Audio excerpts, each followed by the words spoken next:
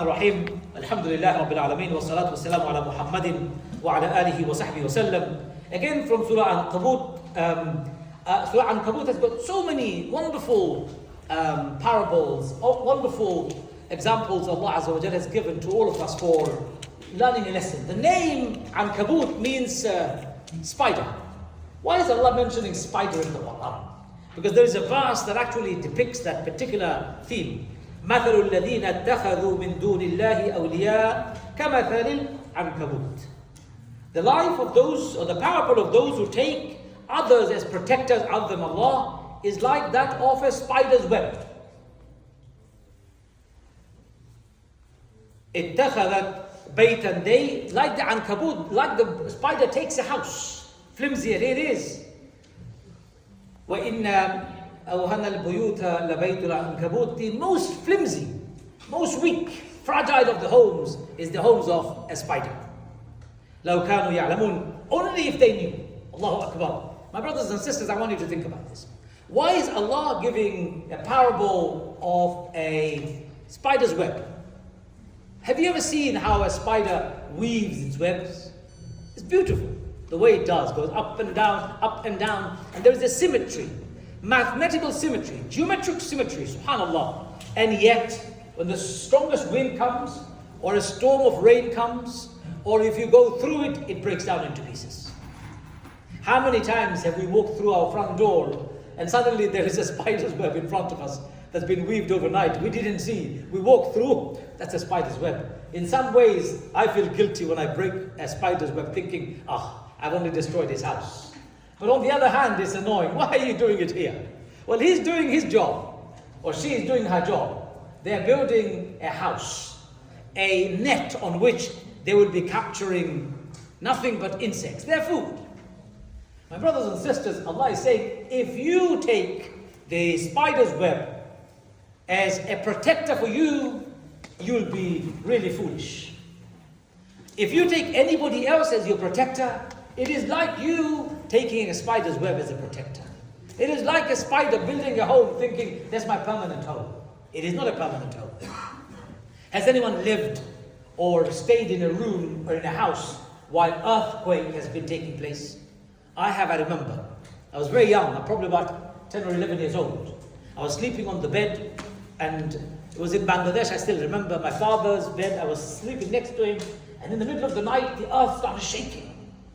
And I grabbed him out of fear.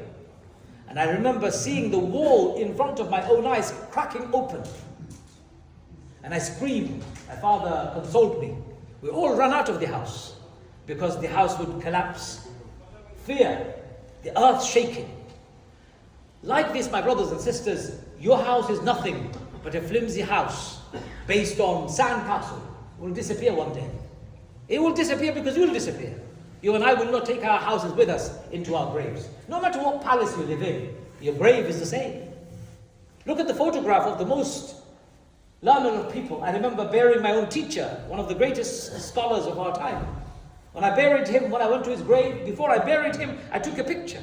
And I said, that's the house of my teacher, from whom I've learned most of my Islam. I'm burying him here today. And his house is no bigger than 6 feet in length and 3 feet in wide, or 2 feet, whatever it is. Small and tiny space.